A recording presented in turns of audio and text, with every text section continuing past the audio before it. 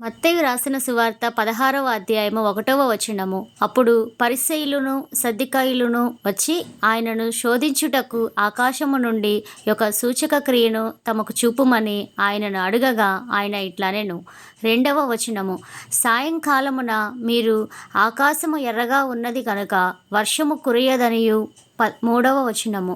ఉదయమున ఆకాశము ఎర్రగాను మబ్బుగాను ఉన్నది గనుక నేడు గాలివాన వచ్చుననియు చెప్పుదురు గదా.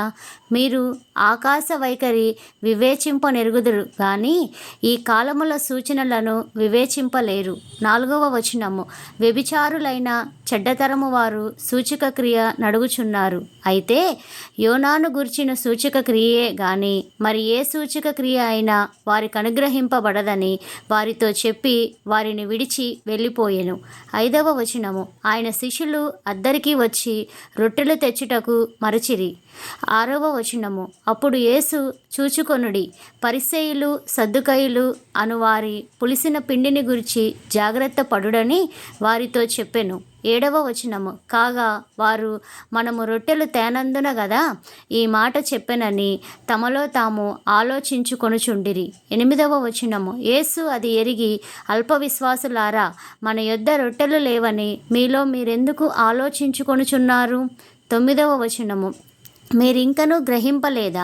5 రొట్టెలు 5,000 మందికి పంచిపెట్టినప్పుడు ఎన్ని గంపలు ఎత్తితిరో అది అయినను.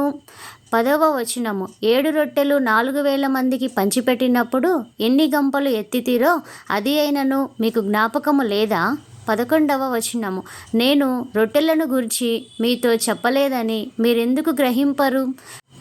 పరిసయ్యులు సద్దూకయ్యులు అనువారి పులిసిన పిండిని గూర్చియే జాగ్రత్త పడుడని చెప్పెను. 12వ వచనము.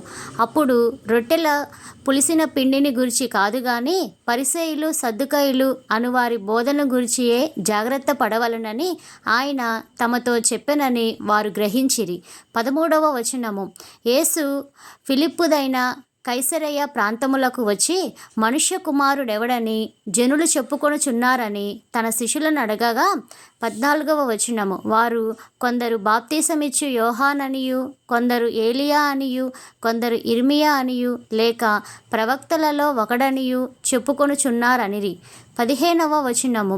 అందుకాయన మీరైతే నేను ఎవడనని చెప్పుకొనుచున్నారని వారిని అడిగెను.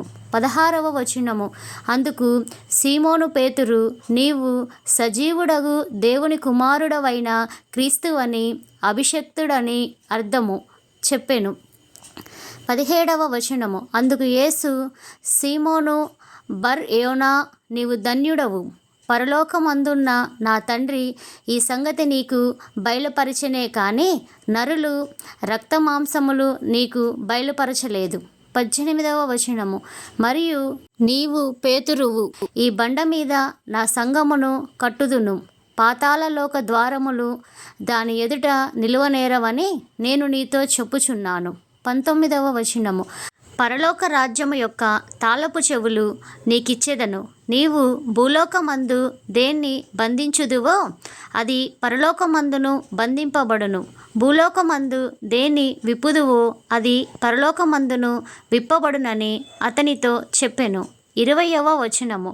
అటు పిమ్మట తాను క్రీస్తు అభిషిక్తుడని అర్థము అని ఎవనితోనూ చెప్పవద్దని ఆయన తన శిష్యులకు ఖండితముగా ఆజ్ఞాపించెను. 21వ వచనము. అప్పటి నుండి తాను యెరూషలేమునకు వెళ్ళి పెద్దల చేతను ప్రధాన యాజకుల చేతను శాస్త్రుల చేతను అనేక హింసలు పొంది చంపబడి 3వ దినమున లేచుట అగత్యమని యేసు తన శిష్యులకు తెలియజేయ మొదలుపెట్టగా 22వ వచనము. పేతురు ఆయన చేయి పట్టుకొని, ప్రభువా, అది నీకు దూరం అవునుగాక, అది నీకెన్నడను కలుగదని ఆయనను గద్దింపసాగెను.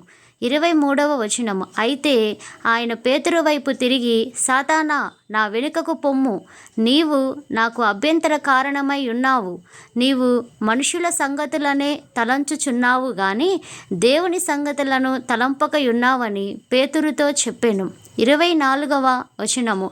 అప్పుడు యేసు తన శిష్యులను చూచి, ఎవడైనను నన్ను వెంబడింపగోరిన ఎడల తన్ను తాను ఉపేక్షించుకొని తన సిలువనెత్తుకొని నన్ను వెంబడింపవలెను. 25వ వచనము. తన ప్రాణమును రక్షించుకొనగోరువాడు దాన్ని పోగొట్టుకొనును. నా నిమిత్తము తన ప్రాణమును పోగొట్టుకొనువాడు దాన్ని దక్కించుకొనును.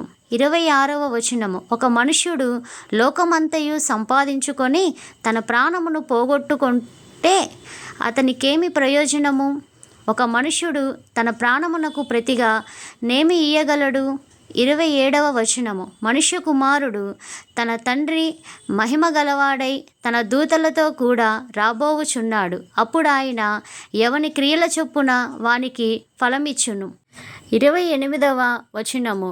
ఇక్కడ నిలిచియున్న వారిలో కొందరు మనుష్య కుమారుడు తన రాజ్యముతో వచ్చుట చూచు వరకు మరణము రుచి చూడరని నిశ్చయముగా మీతో చెప్పుచున్నానెను.